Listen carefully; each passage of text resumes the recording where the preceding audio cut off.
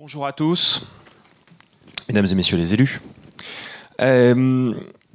Évoquer la question des mobilités dans les territoires à l'horizon 2030, c'est une gageure parce que 2030 c'est à la fois lointain et en fait très proche à l'échelle des mobilités. En 2030, on n'aura pas le temps de faire une révolution des mobilités. Parce que quand il s'agit de parler par exemple de mode lourd, un mode lourd, c'est 10 à 20 ans, entre le moment où on conçoit le projet et le moment où il est opérationnel. Quand on parle de véhicules personnels, on est sur des renouvellements de parc automobile qui sont sur des échelles de 10 à 15 ans. Et les habitudes des citoyens sont des habitudes qui mettent quelques années à se diffuser et à se propager largement. Donc cette échelle de 2030, je la trouve particulièrement intéressante parce que on réfléchit pas de manière totalement théorique sur des objectifs un peu fous. On doit être pragmatique sur concrètement, dans les 6 ans qui viennent, qu'est-ce qu'on va pouvoir faire. Et donc ça pose en fait la question des objectifs. Quel objectif on fixe à notre mobilité pour les 6 ans qui viennent, à la fin de la décennie. Et je crois que le premier des objectifs aujourd'hui, probablement renforcé post-crise sanitaire, c'est la question de mieux cibler nos déplacements. Mieux cibler nos déplacements, c'est évidemment cette phrase qui est parfois dite de finalement le meilleur déplacement, c'est peut-être celui qu'on ne fait pas. C'est le meilleur déplacement en matière d'impact carbone, c'est le meilleur déplacement en matière économique, et puis c'est le meilleur déplacement pour nos agendas, parce que, évidemment, on maximise le temps passé. Pour autant, l'enjeu n'est pas de se dire qu'il faut qu'on arrête de se déplacer, surtout ici, je ne vais pas dire ça, mais bien la question de comment on se déplace mieux et comment les déplacements que l'on doit faire sont plus qualitatifs. Il faut donc mieux les cibler, évidemment. Il faut qu'on privilégie les déplacements qui créent de la valeur, les déplacements qui créent du lien, les déplacements qui créent une dynamique, qu'elle soit culturelle, économique, enfin sur toutes ces valeurs-là. Et c'est, je crois, le premier objectif auquel il faut qu'on réfléchisse par rapport à 2030. Le second, c'est la conséquence du premier, c'est justement de favoriser c'est la qualité de ces déplacements. Ça veut dire qu'il faut évidemment qu'on travaille sur la question de la décarbonation. On en a beaucoup parlé depuis ce matin, j'y reviendrai dans un instant. Et puis qu'on travaille aussi sur la qualité intrinsèque de nos déplacements, c'est-à-dire le haut niveau de service en fait qu'on va mettre derrière ça, que ce soit la fiabilité technique du moyen de transport qu'on va utiliser, que ce soit un train qui arrive à l'heure, qui parte aussi à l'heure, que ce soit des véhicules électriques sur lesquels on est à peu près certain d'avoir les infrastructures de charge qui nous permettent de nous assurer de la continuité du service, mais également les questions de sécurité des transports, les questions des connectivités, la question des mobilités actives, très important aussi dans la qualité du transport. On sait que dans les métropoles, beaucoup de nos concitoyens ont fait notamment le choix du vélo parce que ils allient un moyen de transport avec des questions de santé et que ça fait partie des préoccupations qu'ils veulent mettre en œuvre.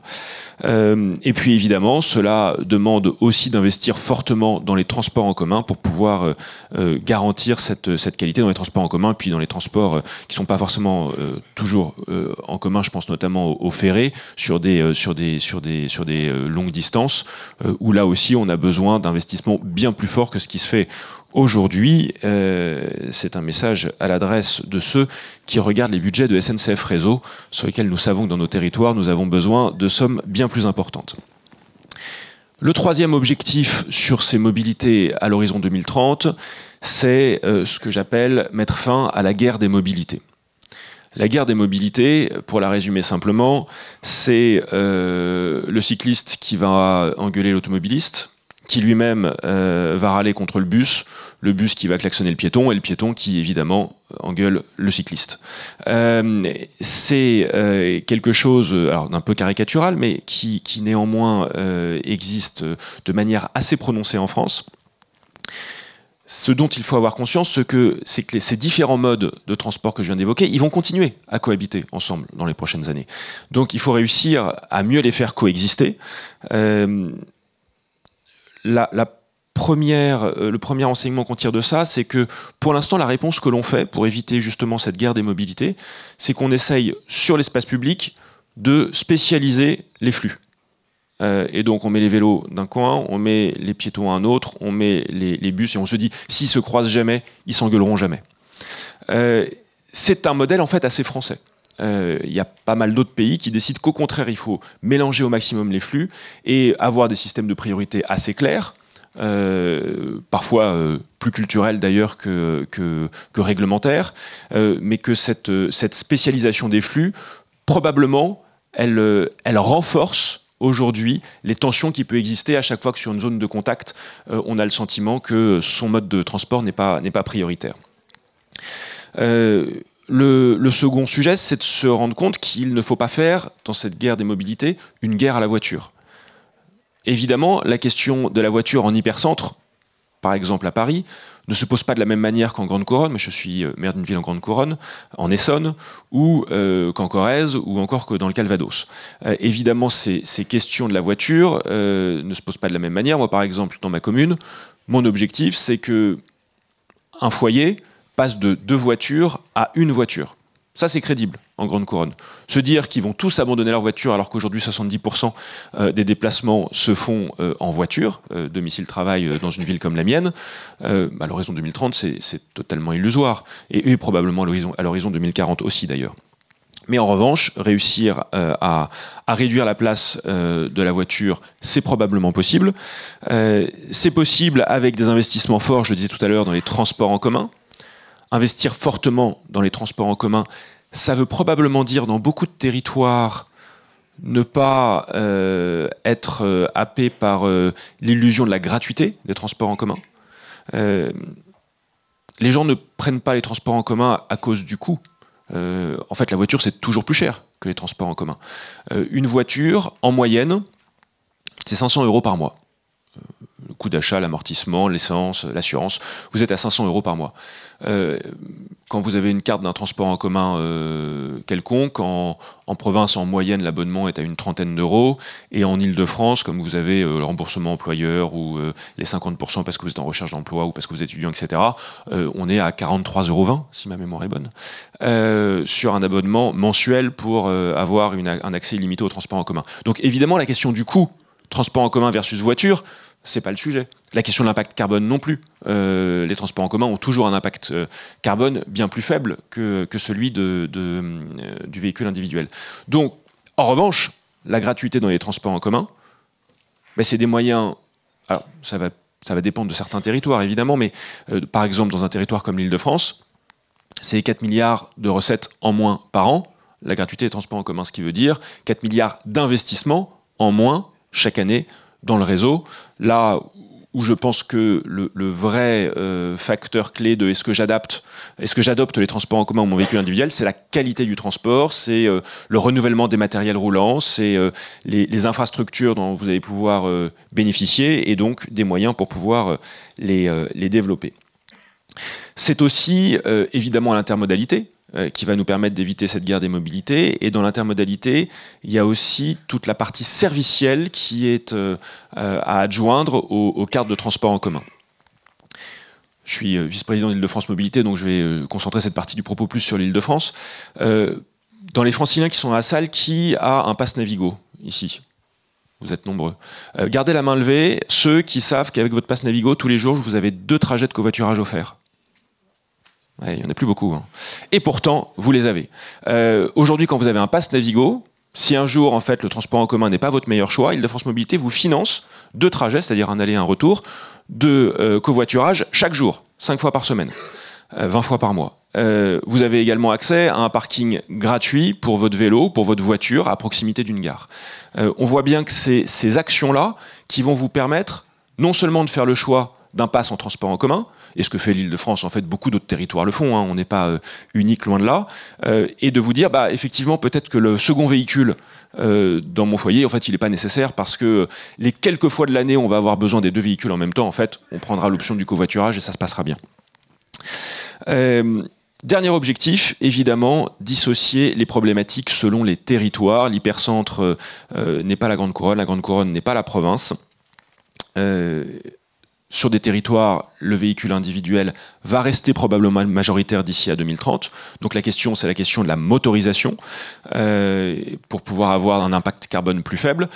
On voit un petit peu dans le grand public souvent le discours de dire oui, mais enfin finalement la voiture électrique c'est pas si propre que ça parce que en fait si on prend tout le cycle du véhicule ça va quand même polluer. On regarde juste la question de l'électricité, c'est voilà. Il y a des études sérieuses qui ont été faites sur cette question-là. Est-ce qu'un véhicule électrique pollue plus ou moins sur une durée complète de vie qu'un véhicule thermique? Et la réponse est non. Un véhicule, si sur un véhicule que vous avez utilisé par exemple 50 000 km, ce qui est une moyenne basse, on va dire, d'usage d'un véhicule particulier sur sa durée de vie. On est sur un véhicule diesel à peu près 400 grammes de CO2 par kilomètre parcouru. Batterie, véhicule, gestion de la fin de vie, enfin vraiment sur la totalité de vie du véhicule. Sur un véhicule électrique, vous serez à moins de 300 grammes. Donc vous êtes à un tiers de plus pour le véhicule diesel. Donc évidemment, cette question de la transformation de la motorisation, elle est essentielle. Ça arrive, on le voit, on est aujourd'hui en 2023, si on prend les hybrides simples, les hybrides rechargeables, les hybrides et les full électriques et l'hybridation légère, on a dépassé pour la première fois les 50% de véhicules immatriculés. 50,3% en 2023. Et les véhicules full électriques, on est pas loin des 17% d'immatriculation en 2023. Donc on voit qu'il y a une vraie modification de ces modes de motorisation qui sont évidemment intéressants dans ces territoires où la voiture restera encore importante. Mais il faut également travailler sur les autres sujets, porter une politique ferroviaire massive dans le pays. Ça a été dit juste avant moi par ma collègue. C'est essentiel d'investir fortement sur le rail. On n'investit pas assez depuis très longtemps dans le ferroviaire en France. Or, on est vraiment un pays qui peut bénéficier d'une politique ferroviaire active, et pas uniquement sur les lignes du quotidien, également sur les grandes lignes. Et les grandes lignes, ça ne veut pas forcément dire du TGV. On peut aussi avoir des très grandes lignes qui fonctionnent très bien sans TGV. La question du transport à la demande, quand il s'agit de déplacer sur un territoire quelques dizaines de personnes, le transport à la demande est imbattable. Quand il s'agit de transporter quelques centaines de personnes jour, la question du bus express est très importante. Voilà pour la question des territoires. Et voilà le quatrième et dernier objectif que je crois que nous devons nous fixer, c'est de dissocier en fonction des différentes typologies de territoires les réponses à apporter. Donc, en conclusion de ce propos, évidemment, nous devons mieux prendre conscience de l'impératif de se déplacer mieux à l'échelle de 2030, au calendrier de 2030, d'avoir des temps de déplacement qui soient utiles, qui soient efficaces, qualitatifs, investir fortement dans les transports en commun et enfin, évidemment, investir dans l'architecture de nos mobilités en fonction de la réalité de nos territoires. Voilà ces 4 objectifs que je crois que nous pouvons nous fixer raisonnablement pour les 6 ans à venir. Merci beaucoup.